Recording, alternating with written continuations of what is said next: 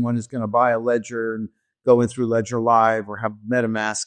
But I do think that once these institutional guys, they're going to own their Bitcoin through the ETF or whatever, they're going to own their Ethereum, they're then going to start to understand as they watch it, as they focus on it, that it's really the decentralized financial world that has the ability to grow. I mean, TVL, total value locked in DeFi, is, I think, around $100 billion, which is very small.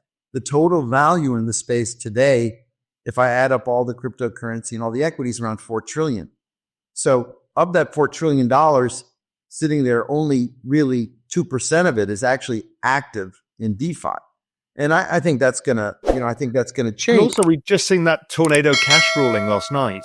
Yeah, I didn't get a chance to dig into that. What was the... So really, they tried to prosecute a person, a developer, for a piece of code, which was a DeFi decentralized. That it really can permeate everything. And I think one of the first places it's going to start also is in the equity universe. Of course, I'm speaking my own book here a little bit. We have many private companies that we think in the next 18 months could become, potentially public companies. And I'm hoping NASDAQ and the SEC and this whole new regime that come in want to encourage companies that are successful, that are buttoned up, that, look like public companies, from, help and encourage them in a way by not attacking them, but hopefully moving. Yeah, and I think because Raul, there's only really Coinbase and maybe MicroStrategy, but to me that's more of a Bitcoin ARBs companies, public, shorter period of time, and et cetera. There are pluses and minuses versus an IPO, and then Zenrock is a company we transformed that we had invested in Credo. We bought it. It had ran into some problems. We bought it out of administration, restructured it, refocused it. And the core tech is this multi-party computation tech, which is the next level of security after multi-sig.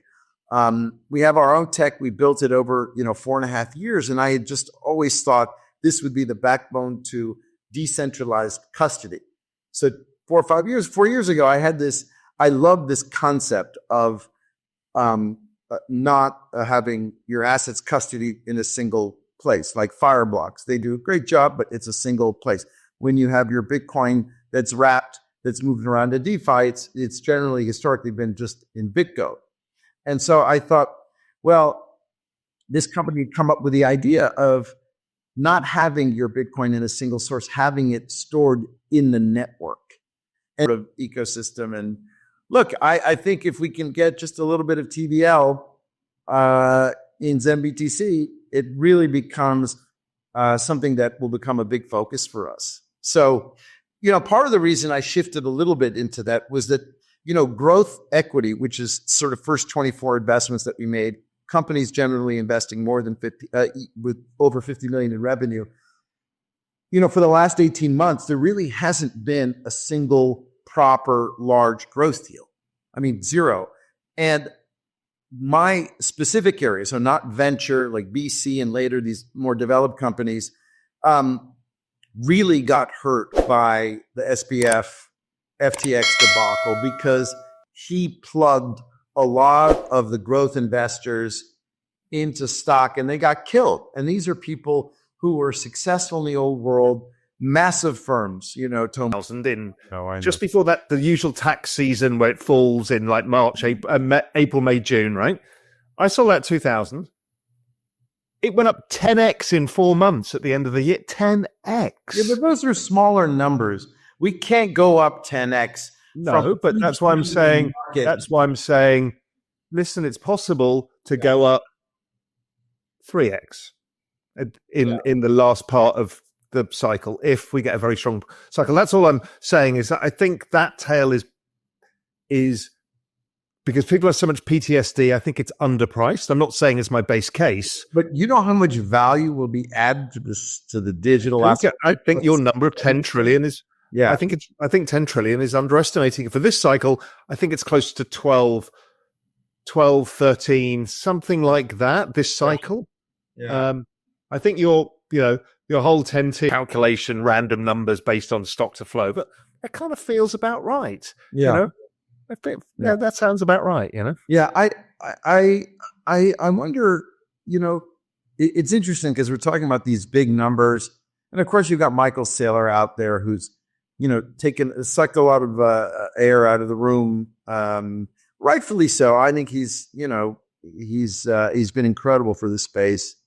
But I haven't sort of sensed as much enthusiasm yet as in previous cycles, right? Like I don't feel somehow, I don't know, maybe it's because some of these altcoins, et cetera, are still down 90%. If you look at some of them, not Ripple, which is now exploded, but some of these. Yeah, we just started to sit. We just can't do, it's hard. And this guy, you mean tired? Tired. That's like in their mid-30s who are just wiped from 10 years.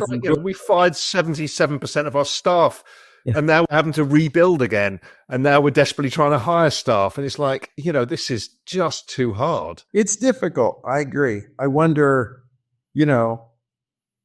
look, I think the volatility sort of going forward next 10 years can't possibly be what it's been the last 10 years. But the way markets work, everyone always gives up at the exact wrong time.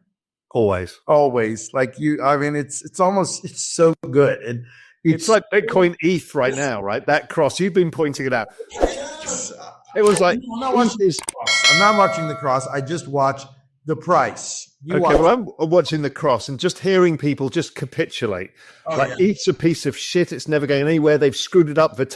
Yeah, I mean, it's already happening. The high end of the art market is ripping and there's very little available already. Okay. Because it's a recycling of wealth, right? The art market well.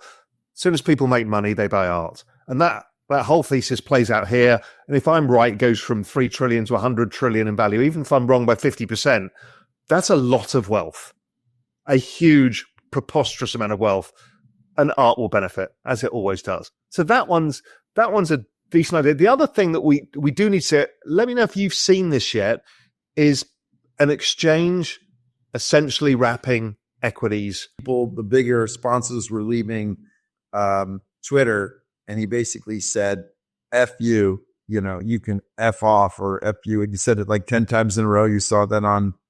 that was the Bob Iger from Disney. Fuck you, Bob. It was like, wow. Right, because he was right. And he has conviction.